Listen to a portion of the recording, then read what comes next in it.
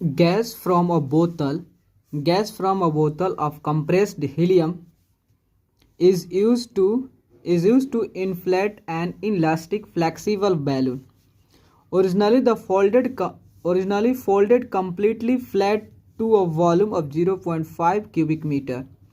If the barometer reads 760 mm of Hg, what is the amount of work done upon the atmosphere by the balloon? Sketch the system before and after the process.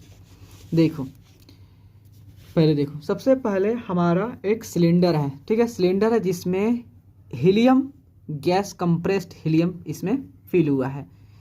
पहले इसमें इसके valve पे हमने क्या कर दिया है, एक जो बैलून है, और बैलून जो वेल्व आपका हमारा क्लोज है, तो बैलून जो आपका एकदम फ्लैट है और इसकी वॉल्यूम नेग्लिजिबल है, ठीक है।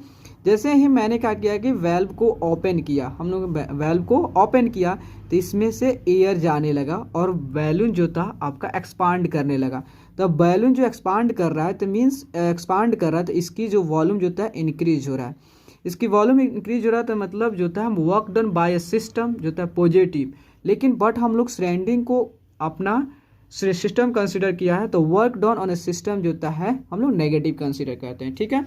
तो देखो वर्क डन मुझे कह रहा है कि वर्क डन बाय सराउंडिंग कितना हुआ, तो वर्क डन सराउंडिंग आपका, तो वर्क डन एक यह बोतल से हो रहा है, ठीक है, यह आपका सिलेंडर बोतल उससे हो रहा है, प्लस दूसरा वर्क डन जो रहा है आपका गैस कर रहा है, वह बैलून है, ठीक है, बैलून से वर्क हो रहा है। इसका वर्क हो गया आपका P/dV हो गया, प्लस इसका भी हो गया P/dV हो गया, ठीक है। बट बोतल में जो होता है आपका प्रेशर तो रिड्यूस हुआ, क्योंकि इससे गैस जो रिलीज हो रहा है, गैस जा रहा है तो आपका प्रेशर रिड्यूस है, पहले P1 था उसके बाद P2 हो गया, ठीक है।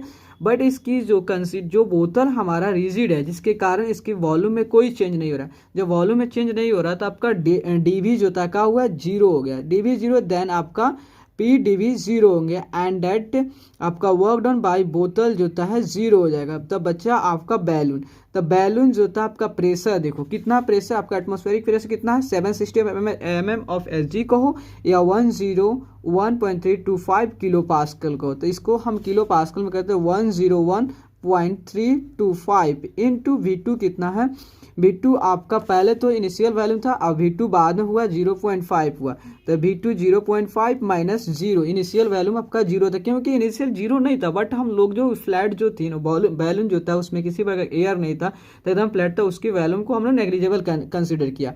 देन उसकी जैसे ही एयर उसमें बैलून में गया तो एक्सपांड करने लगा, तो वर्क ऑन द सराउंडिंग में करने लगा। जब लेकिन हम लोगों ने अपने सिस्टम जो था कंसिडर किया है किसको, सराउंडिंग को, तो सराउंडिंग पर वर्क हो रहा है, क्योंकि वो एक्सपांड हो रहा है, बैलून एक्सपांड हो रहा है, तो किस पर वर्क कर रहा है, सराउंडिंग पर, वो सराउंडिंग को एयर को पुश कर रहा है, ठीक है। तो आपका जो है जब इसे सॉल्व करेंगे तो आपका आ जाएगा 50.66 किलो जूल। तो हमने सराउंडिंग को अपना सिस्टम कंसीडर किया था, सराउंडिंग को अपना सिस्टम जो था कंसीडर किया था, देन ये आपका नेगेटिव होगा। Okay, thank you.